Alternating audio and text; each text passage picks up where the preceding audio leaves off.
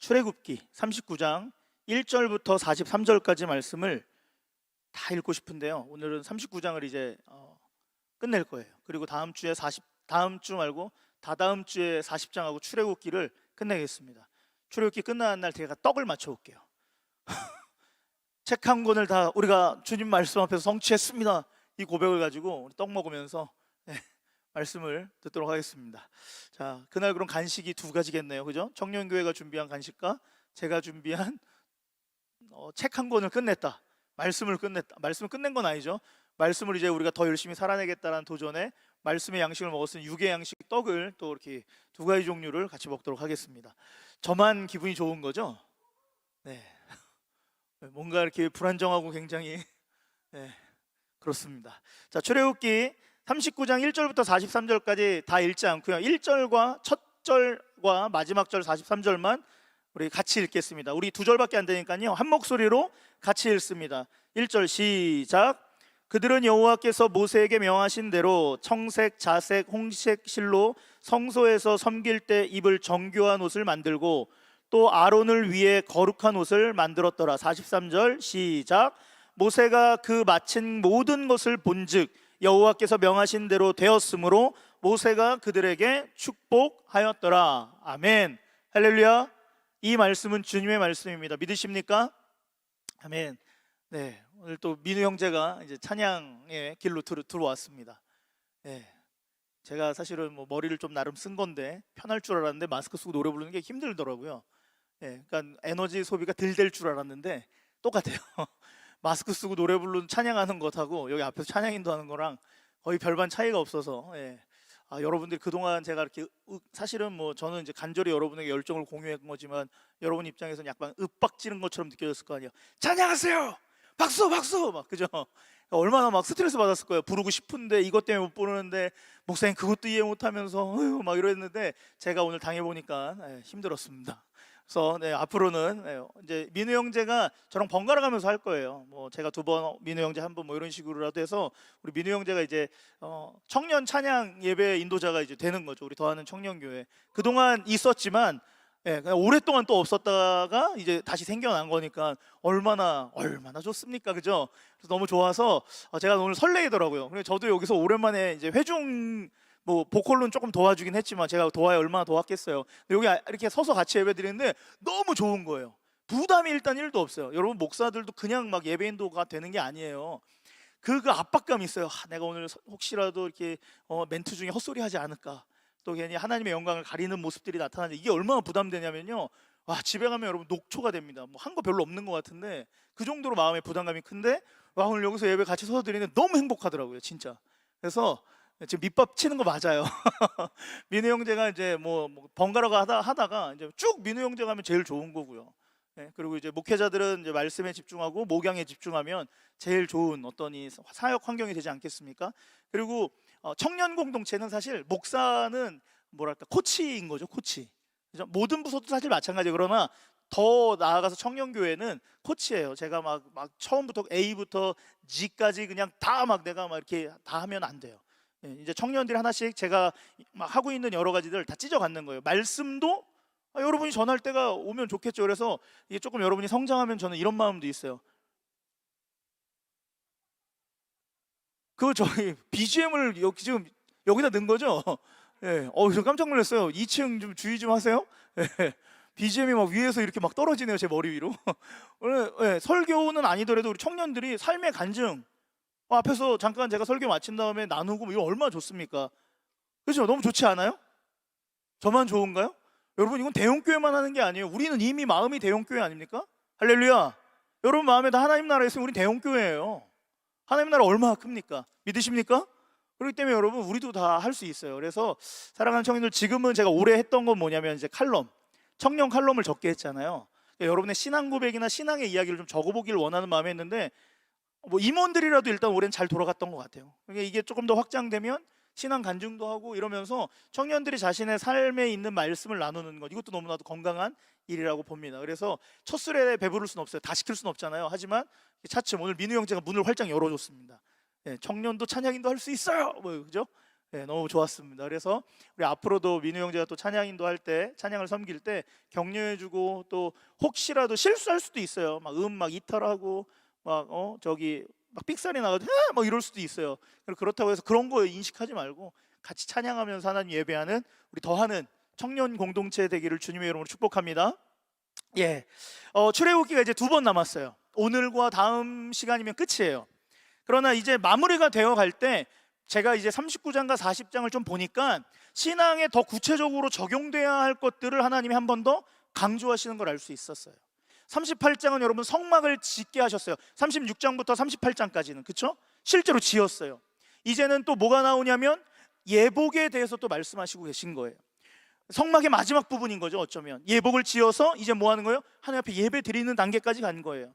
이스라엘 백성들은 하나님의 명령에 따라서 성막을 만들었고 마지막 단계인 제사장의 입을 옷을 만드는 이 시간이 되었습니다.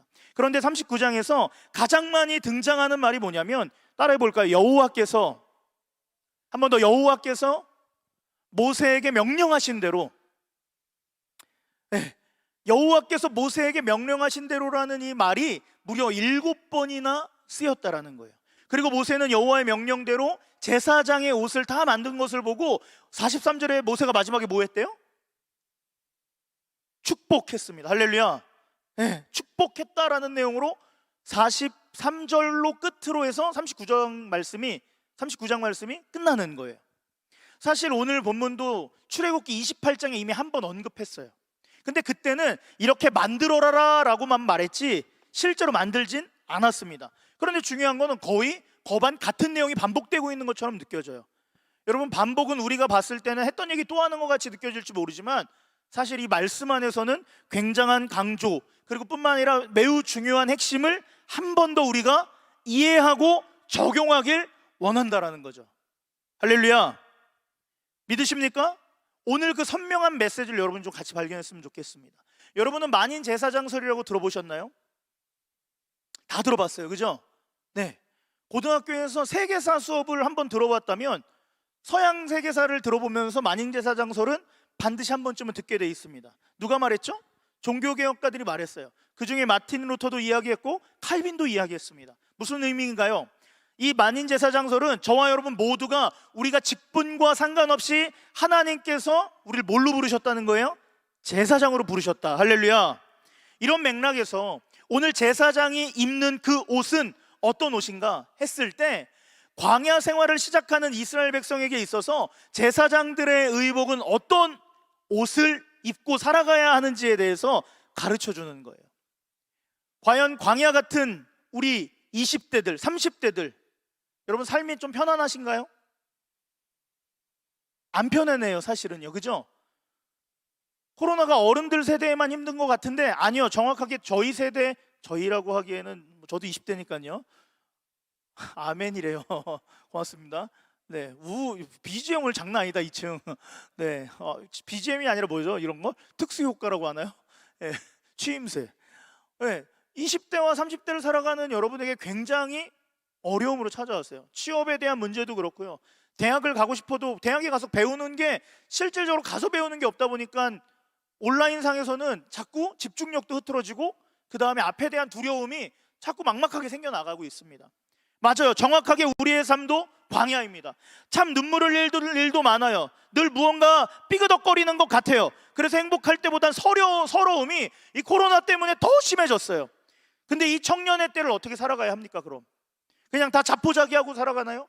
아니면 망연한 이상주의자들처럼 잘 될 거야 하면서 그냥 바보처럼 맨날 웃고 있어야 되나요? 그거 아니라는 거예요. 놀랍게도 우리가 어떻게 살아가야 되는지를 오늘 제사장의 옷을 통해서 하나님은 저와 여러분에게 말씀하고 계시다라는 거죠. 믿으십니까? 그래서 오늘 말씀은 우리가 어떤 옷을 입고 살 때 춤추는 인생이 될 수 있는지, 복받는 인생이 될 수 있는지, 그 복의 거룩한 자리에서 하나님을 외칠 수 있는 사람이 될 수 있는지를 우리가 함께 찾아보고 그 교훈을 발견했으면 좋겠습니다. 그 첫 번째가 뭐냐면, 제사장의 옷 첫 번째 따라해 볼까요? 에봇. 한 번 더, 에봇. 그림을 이제 띄워주세요. 자, 여기 나타날 거예요. 제 친구가. 네, 제 친구가 나타났습니다. 네, 앞에 옷은 대제사장입니다, 여러분. 이 대제사장인데 이 대제사장의 옷은 여러분 쭉 보면은 스캔 한번 쭉 해보세요. 지금 뭐 하는 것 같아요? 예배하는 거 맞아요. 제사 드리는 거예요. 맞아요. 정확합니다. 제사인데 지금 뭐 하는 거, 뭘 피우려고 하는 걸까요? 맞아요. 향 피우는 거예요. 네, 분향단에 향 피우러 들어가는 거예요. 분향단에 그 향, 불을 붙여야 될 거 아니에요. 그러면 그 불은 어디서 갖고 온다? 어디서 갖고 온다? 그렇지, 밖으로 나가서 번제단에서 갖고 오는 거예요. 그리고 하나님 말씀하셨어요. 이 향이 끊어지면 돼요? 안 돼요? 안 되는 거예요. 그리고 이 향은 뭘 상징한다고 그랬어요? 성도의 주의 아버지. 그렇지, 기도. 이거 뭐 스피드 퀴즈 한번 해야겠는데, 방가방사에 한번 할까 우리? 이거 이렇게 몰라서 어떻게 해? 성도의 기도. 목사님 잘생겼어요? 왜 이런 거예요 지금? 오늘 2층 남아라. 오늘 안 되겠다. 네, 성도의 기도를 상징하는 거, 그죠? 지금 약간 그 장면이에요. 근데 여러분 쭉 이제 머리부터 한번 스캔 쭉 해보면은 굉장히 여러분 옷이 화려해요, 심플해요? 굉장히 화려합니다. 그리고 보세요. 이 옷을 처음으로 만들러 가셨을 때는 그 이스라엘 백성들이 어디 있었을 때예요? 그렇지, 광야에 있으면서 굉장히 화려한 옷 한 벌이 지어졌다라는 거예요. 근데 여러분, 우리가 성경을 상식적으로 하나 알아야 될 거가 하나 있는데, 대제사장의 옷과 제사장의 옷은 같을까요, 다를까요? 질문의 의도를 알면 다르다고 얘기해야겠죠? 다르다는 거예요. 그런데 오늘은 이제 대제사장의 옷을 중심으로 좀 설명하고 싶어요. 근데 혹시라도 나중에 제사장의 예복과 대제사장의 예복이 조금 다른 점이 나오면, 아, 이거는 제사장의 옷이구나 라는 것을 여러분 좀 생각하고 성경을 좀 보셨으면 좋겠습니다. 그러실 줄 알고, 자, 그림을 좀 볼게요. 에봇은 여러분 알록달록한 앞치마예요. 앞치마. 알록달록한 거 보이나요? 약간 이렇게 막 뭐라 그럴까, 그 엄마들이 집에서 입는 몸빼바지의 그 체크 무늬. 정확하죠? 네, 약간 그런, 그죠? 할머니들이 입는 누빔 조끼에 있는 그런 체크 무늬. 저게 바로 뭐라고요? 에봇입니다. 에봇. 제사장의 옷은 본문 2절 말씀에 등장하고 있는데, 우리 함께 어떻게 만들어지는지가 나오는데 우리 함께 읽어보겠습니다. 2절 크게 한번 읽어볼까요? 시작.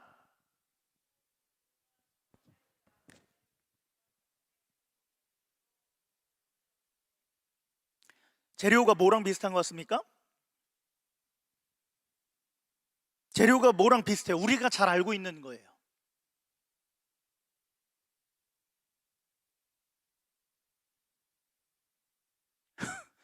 성막에 들어가요. 그럼 마사크를 지나요. 그 다음에 성소에 들어가려면 또 마사크를 지나요. 지성소에 들어가려면 또 포레케트를 딱 지나요. 걔네를 다 우리가 뭐라고 그러죠? 휘장이죠. 휘장이랑 똑같습니다. 재료가 같아요. 그럼 여러분, 차이는 뭘까요? 에봇에는 금색실이 더해졌다. 뭐가 더해졌다? 금색실이 더해졌습니다. 그 외엔 다 같아요. 성경에서 금색은 뭘 상징할까요? 영광을 상징합니다. 영광. 또한 청색, 자색, 홍색, 가늘게꼰 배실은 뭘 상징한다고 했어요? 휘장은 뭘 상징한다? 예수 그리스도. 여러분, 우리 주님 참 지혜롭지 않습니까? 분명 28장에서 얘기하셨어요, 제사장의 예복을. 그리고 여러분, 성막도 36장부터 38장까지만 얘기했던 게 아니라 이미 25장, 26장에 이미 얘기하셨어요. 근데 또 반복해요. 이유가 뭐예요? 중요하니까도 맞지만 제가 볼 때는 우리가 자꾸 까먹으니까. 여러분, 분명 이 포레케트와 우리 마사크 이 휘장은 예수님이라고 그렇게 목 놓아 2주 전에 설교를 했는데 일단 생각을 안 하고요. 기억을 안 하잖아요. 예. 제가 이건 계속 우려먹어야겠다. 그러면 안 돼요, 여러분. 예수 그리스도를 상징합니다, 이 휘장은. 그렇다면 제사장에게 이렇게 실로 짠 옷을 만들어 입히라고 한 의미가 뭐겠어요? 누구로 옷 입으라는 거예요? 그렇죠, 예수 그리스도로 옷 입고 그의 영광을 드러내라는 거예요. 할렐루야. 우리는 예수님으로 옷 입고 그의 영광을 드러내야 하는 주님의 성도입니다. 믿으십니까? 그래서 1절 끝에 보면은 제사장의 옷은 무슨 옷이라고 말하면 거룩한 옷이라고 말하는 거예요. 무슨 옷이요? 거룩한 옷입니다. 여러분, 광야 같은 세상을 우린 지금 살아가고 있어요. 근데 우리가 이때 입어야 될 옷 하나가 있어요. 학벌의 옷 아닙니다. 우리 외모의 옷도 아니에요. 스펙의 옷도 아니고요. 성공의 옷도 아니에요. 우리가 입어야 될 이 광야의 가장 중요한 옷, 영원히 해치지도 않고 영원히 우리를 감싸고 있는 그 옷은 우리 구주 예수 그리스도예요. 믿으십니까? 그래서 로마서 13장 14절은 이렇게 선언합니다. 우리 크게 한번 읽어볼게요. 시작. 오직 주 예수 그리스도로 옷 입고 정욕을 위하여 육신의 일을 도모하지 말라. 할렐루야. 무슨 옷을 입으라고요? 오직 주 예수 그리스도로 옷 입는 거예요. 또 갈라디아서 여러분 3장 27절 같이 시작. 누구든지 그리스도와 합하기 위하여 세례를 받은 자는 그리스도로 옷 입었느니라. 지금 사도 바울은 구약에서 설명하고 있는 그 옷을 자꾸 누구로 얘기하고 있어요? 예수 그리스도. 저와 여러분 입고 다녀야 되는 것은 검은 정장도 아니고 롱패딩도 아니에요. 예수 그리스도라고 하는 옷을 입을 때 우리는 이 땅 광야에서 승리하는 인생이 될 수 있습니다. 여러분, 광야 한복판 가운데 세워진 성막은 뭘 상징한다고 그랬죠?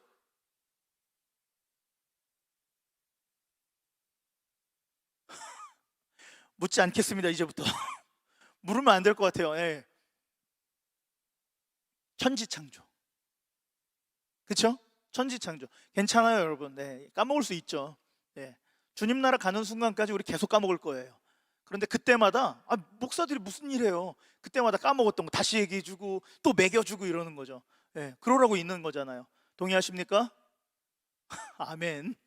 동의하십시오. 맞아요. 천지창조입니다. 천지창조. 그리고 구원을, 회복을 담고 있는 그림 자체가 바로 성막입니다. 이런 맥락에서 제사장의 옷이라는 것은 성막이라고 하는 이 그림의 마지막 퍼즐과 같아요. 그렇기 때문에 제사장의 옷은 저와 여러분의 구원, 창조의 완성의 그림의 한 장면의 퍼즐이라는 거예요. 오늘 본문에서 반복해서 등장하고 있는 이 제사장의 옷을 만들고 또 무엇을 만들고 할 때 이 만들다라는 단어 있잖아요. 이 단어가 히브리어로 따라해 볼까요? 아사. 한 번 더 아사예요. 아사. 이 단어는 어디에도 동일하게 나오냐면 천지창조인 창세기 3장에도 등장하고 있습니다. 근데 우리가 아는 바 천지창조의 이후에 3장에 무슨 일이 있었습니까? 범죄가 시작됩니다. 아담과 하와가 하나님 앞에서 죄를 지어요. 그리고 벗었음으로 인하여 동산나무 뒤에 숨었습니다. 그때 하나님께서 어떤 옷을 지어 입히시죠? 가죽 옷입니다. 그때 가죽 옷을 짓다 만들다 할 때 동일한 단어 아사를 사용해요. 오늘 본문은 이 아사가 같은 단어라는 걸 우리는 알고 있어요. 무슨 말입니까? 하나님께서 다시 광야 생활을 시작하는 이스라엘 백성들에게 어떤 옷, 다시 얘기하자면 아사하시는데 이 어떤 옷을 지어 입힌다고 하시는 거예요? 제사장의 옷을 만들어 입히시는데 그 옷은 마치 누구예요? 예수 그리스도라는 거죠. 창세기 3장에서도 가죽 옷은 누구를 상징하고 있어요? 예수 그리스도를 상징해요. 그리고 여전히 출애굽기에 와서 제사장의 옷도 예수 그리스도를 상징해요. 그럼 이 옷을 지어 입히시면서 하나님의 의지는 뭘까요? 내가 너희를 반드시 구원하겠다. 할렐루야. 내가 너희를 반드시 구원하겠다는 거예요. 내가 너희를 이 광야와 같은 세상 가운데서 눈물 절어 있는 인생이 아니라 소망과 희망이 넘쳐서 다시 일어나고 또 일어날 수 있는 그 거룩한 힘을 가진 그 한 사람, 내가 너희를 구원받은 자로 일으켜 세울 것이다. 믿으십니까? 그럼 우리에게도 적용해 봅시다. 광야를 살아가고 있는 저와 여러분에게 하나님이 다시 옷을 만들어 입히시는 거예요. 어떤 옷이에요? 예수 그리스도라는 옷을 만들어 입히셔서 내가 사랑하는 더하는 청년교회에 있는 모든 지체들, 너희 아들, 딸들을 내가 다 구원해내겠다. 하나님 이렇게 말씀하시는 거죠. 여러분, 마치 하나님은 약간 의상 디자이너 앙드레 김 선생님 같으세요. 왜 그렇습니까? 역사 속에서 우리를 어떻게 구원하실까를 사실은 끊임없이 옷을 만들어 입히시면서 우리에게 설명하고 계시기 때문에 그래 보인다는 건데 석하만 웃어요. 믿음과 웃음을 같이 주려고 애를 쓴 건데 할렐루야. 그러면서 주님은 우리에게 말씀하세요. 사랑하는 자녀들아, 이 구원은 절대 너희 혼자 이루어낼 수 있는 것이 아니란다. 너희의 구원은 반드시 내가 책임질 거야. 내가 이루어갈 거야. 아들 예수 그리스도를 찢는 그 고통을 감수하고라도 내가 너희를 구원해낼 거야 라고 하나님 말씀하시는 거죠. 그러므로 사랑하는 여러분, 우리의 구원을 위해서 반드시 해야 될 일이 하나 있습니다. 그것은 날마다, 따라해 봅시다. 날마다 예수 그리스도로 옷 입습니다. 한 번 더, 날마다 예수 그리스도로 옷 입습니다. 여러분 아시잖아요. 옷이 그 사람의 지위와 상황을 설명해 줍니다. 맞습니까? 예, 의사는 의사 가운을 입었을 때 진짜 의사 같은 거예요. 우리 건이하고 다미가 저를 닮아서 비염이 심해요. 이 건조한 철이 오면은 뭐 병원을 일주일에 한 번은 항상 가요. 비염약 타러 가는데 저기 영통에 이제 뭐 병원인데 그 의사 선생님이 굉장히 연세가 많으세요. 이비인후과 의사 선생님인데 연세가 진짜 많으세요. 근데 오면 항상 주머니에서 마이쮸를 줘서 건이는 그 의사 선생님을 이렇게 자식이 진짜 그러면 안 되는데 슈퍼마켓 아저씨인 줄 알아요. 그래서 그 선생님의 조남을 이렇게 불러요. 마이쮸 선생님. 예, 참 안타까운 거죠. 제가 너무 죄송해요. 안녕하세요 마이쮸 선생님 이러면서 해요. 애들 마이쮸 가지고 나오면서 막 맛있다 오 이러면서 하나만 더 주세요 이래요. 아유 주여. 예, 애들은 모르죠. 근데 그분은 뭐예요? 의사 가운을 입고 있는 한 또 의사예요. 하지만 또 이걸 벗고 저희가 어제 같이 퇴근을 했어요. 그분이 퇴근하는 시간에 엘리베이터를 같이 탔는데 저희 마지막 진료 손님이었거든요. 근데 복장을 벗고 그냥 평상복을 입으시니까 누가 봐도 의사 선생님 같지 않아요. 그냥 할아버지예요. 그냥 굉장히 평범하고 그리고 애들을 예뻐하시는 그런 할아버지. 사실 여러분 우리가 입고 있는 옷 그 자체가 우리의 신분을 어쩌면 증명하고 있습니다. 그럼 우리는 항상 날마다 뭘 입고 있어야 돼요? 예수 그리스도. 예수 그리스도로 옷 입는 자마다 주의 구원이 명명백백히 드러나는 거예요. 뿐만 아니라 우리가 죄의 그늘에 있다 할지라도 하나님이 이미 우리가 예수 그리스도의 옷을 입는 한 그 죄의 그늘로부터 우리가 가까이 하지 않도록 하나님이 막으십니다. 사랑하는 여러분, 광야가 아픈 까닭은 뭐예요? 우리가 예수님의 옷을 입지 않고 있기 때문입니다. 광야가 힘든 이유는 뭐예요? 날마다 나 혼자 있다라고 생각하기 때문이에요. 그런데 그러니 이들마다 예수 그리스도로 옷 입을 때마다 우리는 홀로가 아니라 승리의 삶으로 나아갈 줄 주님의 이름으로 축복합니다. 두 번째 우리가 봐야 될 게 있어요. 그게 뭐냐면 흉패예요. 흉패는 8절에서 21절까지 말씀을 등장하고 있어요. 우리 한번 다시 볼까요? 제 친구, 제사장님. 네. 흉패는 어떤 걸까요? 네. 가슴에 있는 거야. 우리 온라인에 있는 형제자매님들은 제가 오늘 올린 주보에 안쪽 면에도 이 그림이 있습니다. 요 가슴에 있는 거, 가슴에 있는 정사각형의 판때기, 요게 바로 이제 흉패입니다. 이것은 한 뼘 크기의 정사각형 주머니로 12보석을 3개씩 4줄로 박아놨습니다. 우리 14절 말씀에 그 설명이 있는데 크게 한번 읽어볼까요? 14절 시작.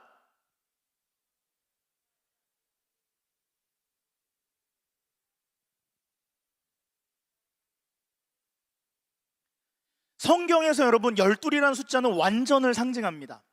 하지만 구약에서는 표면적으로 또 뭘 얘기하고 싶어 하냐면 이 12지파를 의미하고 있어요. 그러니까 지금 제사장의 옷 한복판, 이 가슴판에는 뭐가 새겨진 거예요? 하나님의 백성을 상징하고 있는 이스라엘 백성들 전부가 새겨진 거예요. 그럼 이것을 무엇을 의미할까요? 이것 자체가 바로 하나님께서 당신의 백성인 우리, 저와 여러분을 바로 더하는 청년교회를 가슴에 새겨서 뭐 하시겠다는 거예요? 영원히 기억하시겠다라는 거예요. 할렐루야. 그래서 출애굽기 28장 29절에서는 이미 이렇게 말씀하셨어요. 같이 한번 읽어볼게요. 시작. 아론이 성소에 들어갈 때에는 이스라엘의 아들들의 이름을 기록한 이 판결 흉패를 가슴에 붙여 여호와 앞에 영원한 기념을 삼을 것이니라. 할렐루야. 하나님께서 우리의 이름을 가슴에 새겨서 뭐 하시겠대요?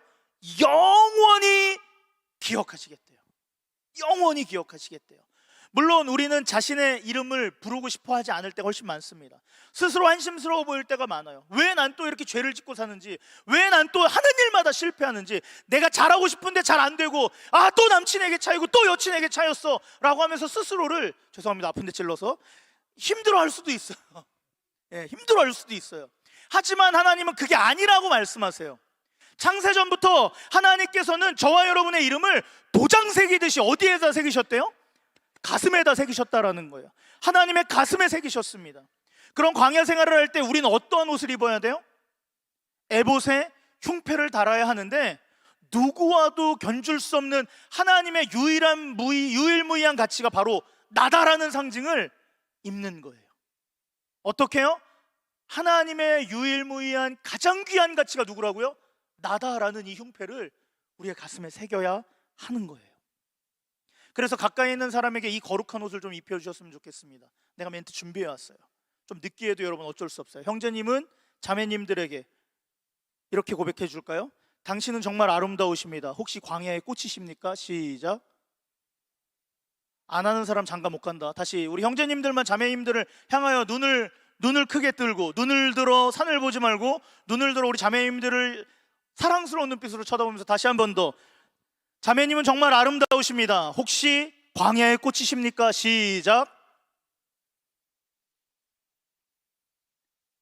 순종하신 분들은 30세 이전에 장가 갈 줄 믿습니다. 아멘. 아멘. 아멘. 크게 나왔죠. 네. 자, 그다음에 우리 자매님들도 화답해 줘야죠. 자매님들, 우리 형제님들에게, 자매님들은 그 형제님들에게 극률한 눈빛으로 우리 이렇게 고백해 줄까요? 당신은 너무 멋지십니다. 다시, 내가 왜 이렇게 떨리냐? 자, 당신은 너무 멋지십니다. 혹시 광야의 오아시스? 시작. 우리 자매님들 다 하셨어요. 우리 인원이 별로 안 돼서 작게 들리는 거죠. 자, 할렐루야. 여러분이 어떤 존재라고요? 여러분이 광야의 꽃과 같은 존재고, 여러분은 광야의 오아시스 같은 존재예요. 광야의 오아시스 시원해요, 안 시원해요? 귀하죠, 여러분. 그 사막 바다의 물 한 잔이 얼마나 귀합니까? 그만큼 우리 형제님들 귀합니다. 또 우리 자매님들, 그 사막 가운데서 꽃 피어난 꽃은 그 어떤 것으로 견주어 볼 수 없는 가장 아름다운 꽃이에요. 가장 아름다운 꽃, 가장 가치 있는 꽃이에요. 할렐루야. 여러분이 그런 인생이라고 하나님은 가슴에 새기셨어요. 믿으십니까? 그런데 이 흉패는 출애굽기 28장에 보면 한 겹이 아니라 두 겹으로 되어 있는 걸 알 수 있어요. 그러니까 앞쪽에는 보석을 다른 면이 있고요, 그 안쪽에는 한 겹 더 겹쳐서 마치 중간에 뭘 넣을 수 있는 주머니처럼 되어 있다는 거죠. 왜 그렇게 만들었을까요? 당시 광야에 있으면서 천조가리도 부족했을 텐데 이유가 있겠죠. 그 안에 뭐가 들어있냐면, 따라해 봅시다. 우림, 둠밈. 우림과 둠밈이라는 돌을 넣어놓기 위해서 그렇게 만들었다는 거예요. 사실 여러분, 이 설교는 제가 한 번 한 적이 있어요. 우리 제사장의 예복, 예수 그리스도 옷 입으라를 이야기하는데 잘 한 번 더 기억해 보세요. 뭘 상징하는 걸까요? 우림과 둠밈은. 실제로 우림과 둠밈은 존재했었습니다. 하지만 이것을 본 사람은 지금 현존에 아무도 없습니다. 그런데 분명한 건, 우림과 둠밈이라는 이 돌은 제사장의 흉패 안쪽에 감싸 안에 있었어요. 이 우림이라고 하는 것은 히브리어 알파벳에, 그러니까 영어로 얘기하면 A와 같은 거예요. A는 제일 앞이에요, 중간이에요, 끝이에요? 네, 앞입니다. 히브리어의 제일 앞에 첫 글자는 뭐냐면 알레프입니다. 뭐라고요? 알레프. 그리고 이렇게 시작되면서 이 우림이라는 뜻은 빛이라는 뜻이에요. 뿐만 아니라 이 둠밈이라는 뜻은 알파벳의 G, Z, 마징가 Z, 그 Z 있죠? G에 해당합니다. 제일 끝자인 거죠. 히브리어 제일 끝자는 뭐냐면 타우입니다. 타우. 근데 이 둠밈은, 그 뜻은 진리예요. 진리.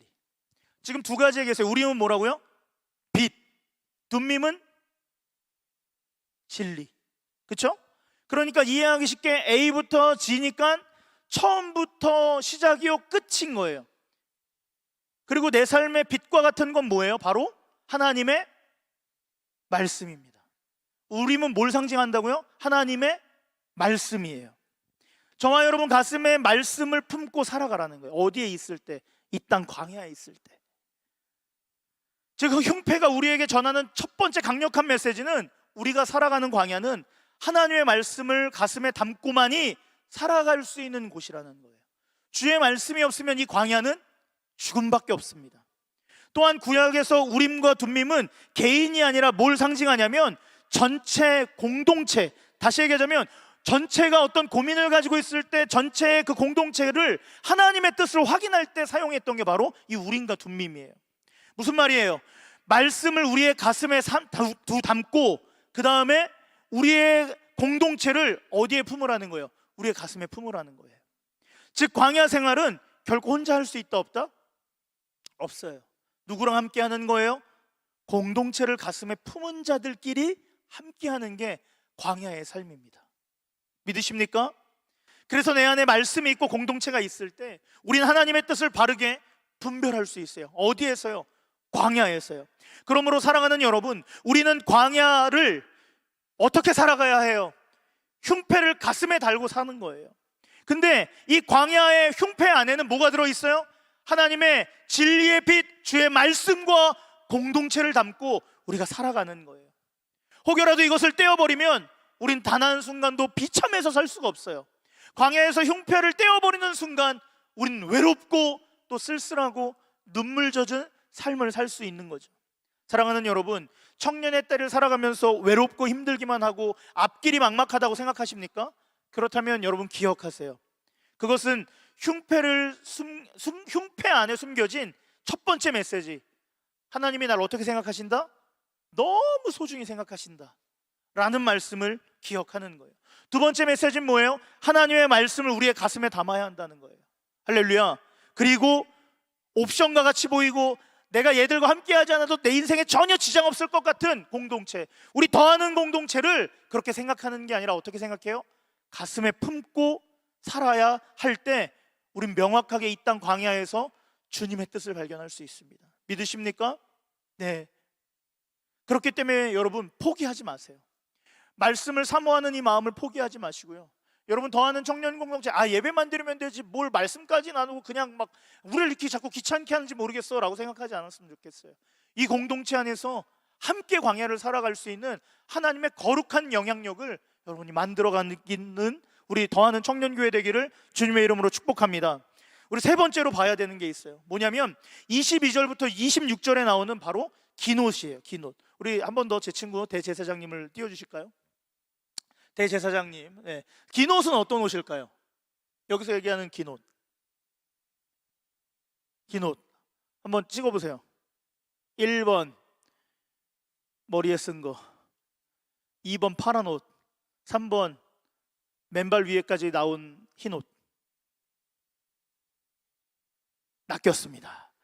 오늘 말씀은 이 긴 옷은 뭐냐면 저 파란 옷이에요. 파란 옷. 파란 옷. 예.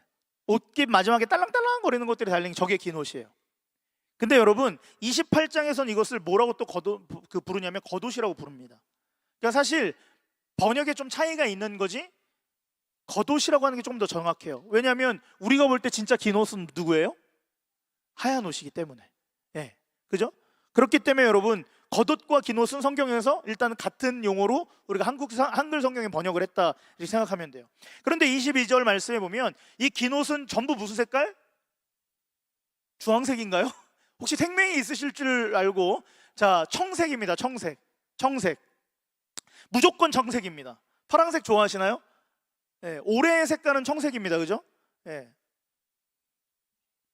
웃으라고 한 건데. 자, 근데 이 청색은 뭘 상징해요? 색깔 그 자체가 하늘을 상징하고 있습니다. 즉 천국을 상징하는 거죠. 그리고 저 청색 옷을 어떻게 만들라고 말씀하시냐면 우리 23절 말씀 호흡이 되시는 한은 우리 한번 큰 목소리로 한번 읽어볼까요? 23절 시작. 그 옷의 두 어깨 사이에 구멍을 내고 갑옷깃같이 그 구멍 주위에 깃을 짜서 찢어지지 않게 하고. 아멘. 긴 옷의 포인트는 뭐예요? 청색인데 뒤집어 쓸 수 있도록 머리에 구멍을 뚫어서 만들고 그 옷을 모처럼 갑옷같이 만들래요. 갑옷같이 만들어서 절대로 찢어지지 못하게 하는 것이 제작 과정의 강조점이에요. 그러니까 뭘 말하고 싶은 거예요? 우리의 천국 소망, 우리의 구원이, 이 구원의 소망이 결코 찢어지지 않는 것임을 상징하는 거죠. 누가? 겉옷이. 할렐루야. 그리고 23절을 계속 보면은 청색옷 아래 금방울과 실로 만든 석류 모양이 교대로 왔다 갔다 거리면서 밑단 라운드를 채우고 있어요. 그죠? 사진 한번 보여줄까요? 다시 보이시죠 여러분? 금방울과 석류 모양의 실 모양으로 딴 석류 모양이 지그재그로 섞여서 저 아랫단, 파란색 아랫단, 약간 커튼 이 얘기는 하지 않으려고 그랬는데 커튼 술같이 좀 막 내려와 있습니다. 네, 그게 또 포인트예요. 네, 뭘 의미할까요? 여기서 석류는 약속의 땅에 들어갔을 때 가나안 땅에 열리는 7가지 열매 중에 하나입니다. 그러니까 여러분 석류라는 것은 그 당시에 열매를 상징하는 하나의 매개체예요. 또 금방울은 어떤 걸 의미해요? 출애굽기 28장 35절 말씀 한번 읽어볼게요. 금방울이 어떤 의미를 하는지 시작. 아론이 입고 여호와를 섬기러 성소에 들어갈 때와 성소에서 나올 때 그 소리가 들릴 것이라. 그리하면 그가 죽지 아니하려. 한마디로 얘기하면 성소의 대제사장이 제사를 드리고 들락날락할 때 방울 소리가 들려야 하는데 이 소리가 안 들리면 어떻게 되는 거예요? 죽었다라는 거예요. 그럼 이 방울 소리는 뭘 의미할까요? 원어로는 여러분 따라해 볼까요? 파하몬. 파하몬이라는 단어인데 그 의미가 발자취 흔적이에요. 말 그대로 이 방울 소리가 나면서 뭐 하는 거예요? 오가고 있는 흔적을 지금 남기고 있다라는 거죠. 뿐만 아니라 구체적으로 살아온 흔적 혹은 지나온 발자취라는 의미인데, 하지만 스가랴서 14장 20절에는 이 방울 소리를 조금 더 구체적으로 우리가 알아들을 수 있는 용어로 이야기합니다. 그게 뭐냐면 언젠간 하나님 나라가 완성될 것이에요. 말씀 좀 띄워주세요. 언젠간 하나님 나라가 완성될 것이고 회복될 것인데 어떻게 묘사하고 있냐면, 보세요 말씀. 그날에는 말방울에까지 여호와의 성결이라 기록하고 있습니다. 봤습니까? 여호와의 성결. 그러니까 여기서 말하는 말방울 같은 단어예요. 여기서 얘기하는 금방울이랑 같은 단어로 파하몬이라는 단어를 쓰고 있어요. 그런데 이 말방울은 뭘 상징하고 있냐? 일상의 삶을 상징해요. 그럼 정리하면 여러분, 하나님의 나라가 임할 때는 일상 삶 자체가 여호와께 성결케 되는 거예요. 할렐루야. 하나님의 나라가 회복된다, 하나님의 나라가 임한다라는 것은 우리의 모든 일상도 여호와께 성결케 되어지는 거예요. 그럼 제사장의 긴 옷에 달린 이 석류 열매를 상징하고 금방울은 일상의 삶을 상징한다고 했어요. 종합해 보면 석류와 금방울의 의미는 우리의 삶도 열매로 마땅히 일상의 삶도 드려져야 하는 거예요. 누구에게로? 하나님께로. 여러분, 대제사장의 이 방울 소리를 들으면서 지금 밖에 있는 사람들은 뭘 느꼈을까요? 제사장의 방울 소리가 딸랑딸랑거려서 왔다 갔다 거려요. 그럼 뭘 하고 있다는 걸 느끼는 거예요? 아, 지금 제사장이 하나님 앞에 예배 드리고 있구나. 근데 왔다 갔다 하면서 딸랑딸랑 계속 소리가 난다는 건 하나님 예배 받으시는 거예요, 안 받으시는 거예요? 받으시는 거죠. 아, 주님 앞에 이 예배가 연락되고 있구나라는 것을 명확하게 인식했을 거예요. 그렇다면 여러분, 질문 한번 해봅시다. 분명 이 방울 소리가 난다는 건 우리의 예배와 우리의 삶이 하나님 앞에 열매가 되어 연락되어져야 되는 거예요. 일상도 마찬가지예요. 그런데 여러분은 예배 드릴 때 이 방울 소리가 들립니까? 여러분의 삶도 예배가 되어 하나님께 열매로 연락되고 있다라는 이 흔적의 방울 소리가 여러분의 귓가에 들리고 있습니까?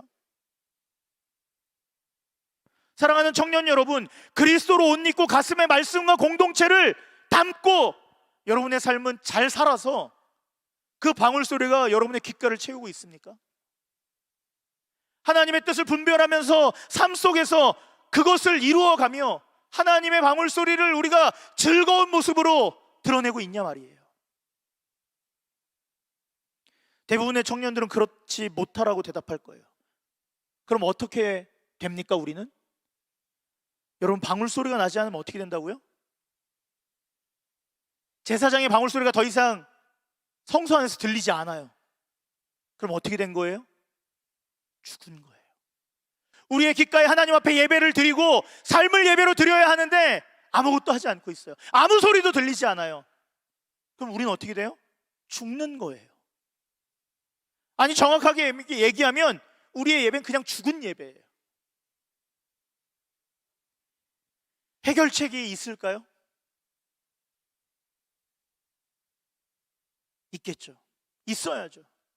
하나님, 우리가 죽는 것보다 살아 예배하는 걸 원하시니까요. 우리의 산제사를 주님은 원하시니까요. 27절부터 29절 말씀까지는 여러분, 대제사장의 옷을 얘기하다가 갑자기 제사장의 예복 4가지를 간단하게 소개합니다. 그러고 나서 마지막에 대제사장의 옷 가운데 가장 중요한 옷을 30절 말씀부터 다시 소개해요. 무슨 말입니까? 마지막 옷, 마지막 예복인 이마에다 두르는 패가 대제사장의 옷을 가장 특별하고 가장 중요하다는 것을 강조시키고 있다는 거예요. 즉 여러분, 이 말은 죽을 수밖에 없는 우리에게 답이 있다는 거예요. 우리의 예배에 여전히 방울소리가 들리지 않아도 하나님은 다시 한 번 더 우리에게 살 수 있는 기회를 주신다는 거죠. 그 포인트가 뭐냐면 대제사장의 이마에 두른 패라는 거예요. 사진 한번 다시 띄워줄까요? 대제사장이 지금 머리에 뭘 썼어요? 터번 같은 걸 쓰고 있습니다. 그리고 그 터번의 끝자락에 뭐가 지금 감싸고 있어요? 맞아요, 이마에 두른 금으로 된 패입니다. 30절 말씀에 이야기하고 있죠. 그들이 또 순금으로 거룩한 패를 만들고 도장을 새김같이 그 위에 뭐라고요? 금으로 만들어서 여호와께 성결이라 새기고, 그 금패예요. 그래서 30절 말씀 거기에 여호와께 성결이라고 새겼는데 이게 어떤 의미인지 알기 위해선 우리가 출애굽기 28장 38절 말씀을 한번 읽어봐야 돼요. 우리 38절 28장 38절 말씀은 같이 한번 읽어보겠습니다. 우리 크게 한번 읽어볼까요? 시작. 이 패를 아론의 이마에 두어 그가 이스라엘 자손이 거룩하게 드리는 성물과 관련된 죄책을 담당하게 하라. 그 패가 아론의 이마에 늘 있으므로 그 성물을 여호와께서 받으시게 되리라. 할렐루야. 분명 우리의 삶은 연락될 수 있어요, 없어요? 방울소리가 안 들리잖아요. 우리의 삶은 연락되지 않는 거예요. 못하고 있어요. 왜 그럽니까? 우리의 예배의 장소에 방울소리가 안 들리면 우린 예배에 연락되지 않았기 때문에 그런 거예요. 우리의 예배는 죽은 예배예요. 그런데 연락될 수 있는 방법이 있습니다. 그것은 뭐예요? 예수 그리스도께서 이 죄책을 담당하심으로 말미암아 우리가 여호와께 연락되는 인생이 된다라는 것을 이 금패가 상징하고 있는 거예요. 그래서 여러분 28장 38절 말씀은 그가 이스라엘 자손이 거룩하게 드리는 성물과 관련된 죄책을 담당하게 하라라는 표현을 씀으로써 예수 그리스도께서 우리의 죄책을 대신 담당하셨음을 상징하고 있는 거죠. 그리고 예수님으로 인해 우리의 인생, 우리의 삶이 하나님께 연락될 수 있습니다라고 다시 한 번 더 강조하는 거예요. 결국 이 예배는 우리의 노력입니까? 우리의 노력이 아니라는 거예요. 오직 예수 그리스도의 은혜로만이, 그분의 죽으심으로만이 우리의 예배가 완전히 하나님 앞에 연락된다는 거죠. 그러므로 39장 30절에서 이 패에 새겨야 할 여호와께 성결이라는 이 말은 나는 여호와께 성결하지 못했기 때문에 예수 그리스도로 다시 옷 입습니다 라는 간절한 고백이 새겨진 문구라는 거예요. 성결하지 못하니까 다시 하나님의 말씀을 내 가슴에 품고 또 여호와께 성결하고 싶어서 다시 공동체를 품는 그 고백을 하면서 사는 거예요. 여호와께 성결, 나는 성결하지 못하지만 예수 그리스도께서 나를 다시금 하나님 앞에 예배하게 하셨습니다. 그러기에 나는 이제 다시 말씀으로 내 마음을 채우고 다시 그 하나님이 채워주신 거룩한 공동체를 마음에 품어 하나님 앞에 예배의 연락을 온전히 드리고 싶습니다라는 그 고백, 포기하지 않는 그 예배의 간절한 마음을 드리는 자마다 하나님께서 금방울과 석류방울이 섞인 그 소리, 짤랑짤랑거리는 소리를 듣도록 하신다라는 거죠. 할렐루야. 여러분, 하나님의 사랑은 굉장히 디테일합니다. 그리스도로 옷 입어도 또 옷을 버리고 다닐 수 있는 우리에게 다시 한 번 더 기회를 주신 하나님, 입었지만 또 흘러내린 옷을 주워 담을 수 있도록 금패를 통하여서 여호와께 성결이란 단어로 우리를 다시 일으키시는 하나님, 그 사랑이 여러분은 느껴지십니까? 할렐루야. 그리고 드디어 이제 끝자락에 왔어요. 드디어 성막과 대제사장의 옷이 모두 완성되었습니다. 그러자 모세는 그들에게 뭘 했어요? 축복을 합니다. 끝으로 43절 말씀 우리 크게 한번 읽어보겠습니다. 43절 시작. 모세가 그 마침 모든 것을 본즉 여호와께서 명령하신 대로 되었으므로 모세가 그들에게 축복하였더라. 무엇 때문에 지금 모세가 축복한 거예요? 여호와께서 뭐 하신 대로? 명령하신 대로 했기 때문에 축복한 거예요. 그럼 여러분, 여기서 얘기하는 축복은 뭘까요? 좋은 대학에 다니게 되는 거? 예배 잘 드렸더니 좋은 대학에 가는 거, 원하는 대학에 가는 거? 아니면 내가 원하는 대기업에 단박에 취업하는 게 여기서 얘기하는 취업일까요? 아, 예배 잘 드렸더니 나 저기 S에서 오래잖아. 나 예배 잘 드렸더니 그 H 약품에서, 내가 어제 H 약품을 하나 몸에 바르기 시작했거든. 피부병이 나가지고. 더러운 사람 아닙니다, 여러분. 노화가 돼서 그런 거예요. H 약품에서 하는 여기 향남에 있는 H 약품. 거기서 막 장난 아니야. 거기서 나 데려간다잖아. 이건가요? 복 받는 게? 예배 잘 드려서 복 받는 게? 아니라는 거죠. 예? 하나 더 사실 내가 여기다 써놓긴 했어. 여자친구가 한지민이 되는 게 그게 축복이죠. 이거는 내가 아니라고 썼는데 여기 생각해보니까 축복인 것 같긴 하지만, 여러분, 여자친구 한지민인 게 축복입니까? 아니죠. 여러분, 진짜 축복은 뭐예요? 사실 여러분, 성서학자들은 지금 오늘 모세가 한 이 축복을 어디에 근거로 삼고 있냐면 민수기 6장 24절로 26절 말씀의 축복을 근거로 하고 있습니다. 그 축복을 우리가 같이 한번 읽어보겠습니다. 같이 한번 크게 읽을까요? 시작.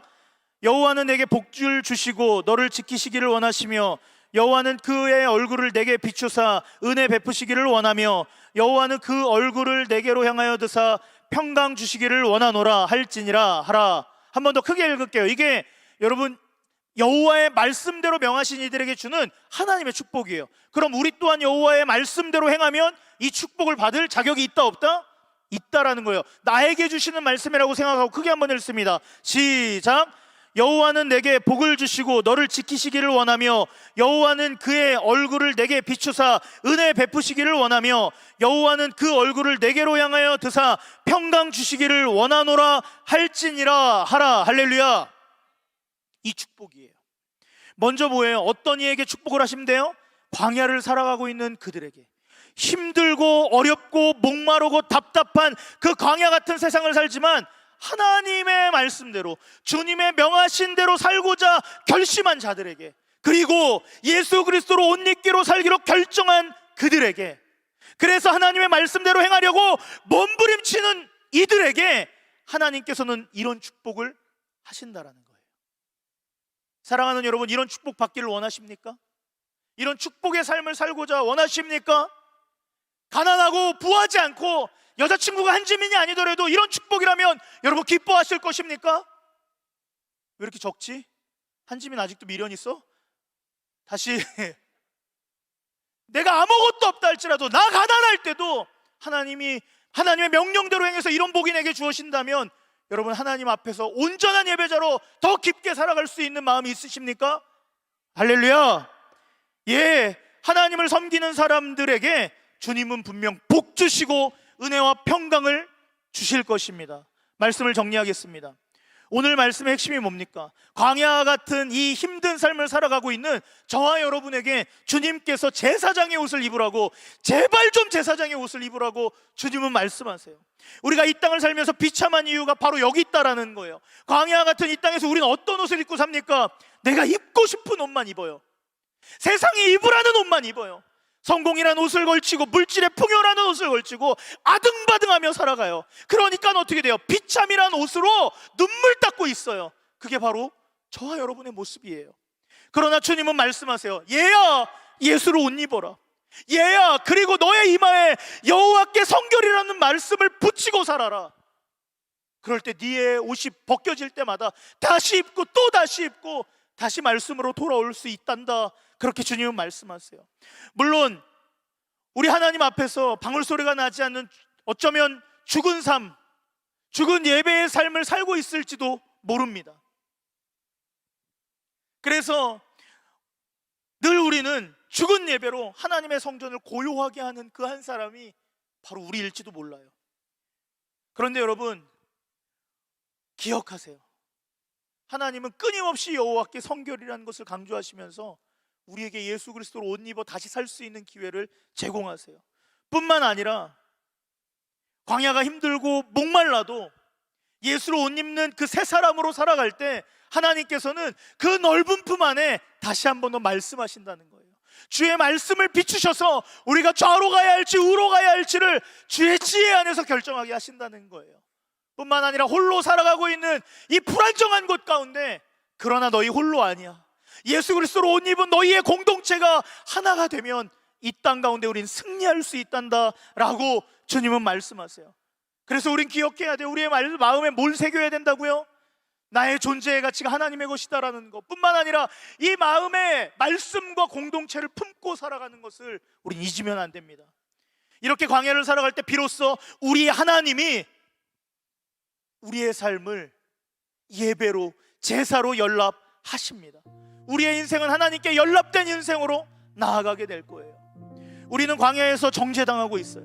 좌절하고 있어요. 근데 그럴지라도 낭망하지 말고 주께서 우리의 죄책을 담당하셨다라는 여호와께 성결, 예수 그리스도의 성결케 하심을 믿고 성결한 삶을 살아가는 자, 그 거룩한 싸움을 포기하지 않는 삶을 살아야 합니다. 할렐루야.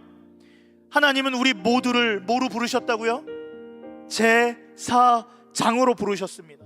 비록 우리의 삶이 광야이지만 이 거룩한 옷을 입고 주님 주실 복과 은혜와 평강을 노래하며 여호와 앞에 함께 기뻐 춤추는, 그래서 하나님께 연락되는 인생 다 되기를 주님의 이름으로 축복합니다. 할렐루야. 찬양을 부르기 전에 제가 여러분 앞에 축복하고 싶습니다. 여러분 눈 한번 감아보세요. 그리고 두 손을 여러분의 가슴에 대보세요. 찬양을 부르기 전에 이거 꼭 제가 여러분에게 축복하고 싶어요. 여호와는 더하는 청년 공동체에게 복 주시고 더하는 청년 공동체를 지키시길 원하시며, 여호와는 그의 얼굴을 더하는 청년 공동체에 비추사 은혜 베푸시기를 원하며, 여호와는 그 얼굴을 청년 공동체를 향하여 드사 평강 주시기를 원하노라. 할렐루야. 오늘 이 자리에 있는 모든 자들의 시선에 하나님의 은혜와 평강의 그 놀라운 사랑이 거룩하게 비춰질 것을 간절히 소망합니다. 찬양 같이 하겠습니다.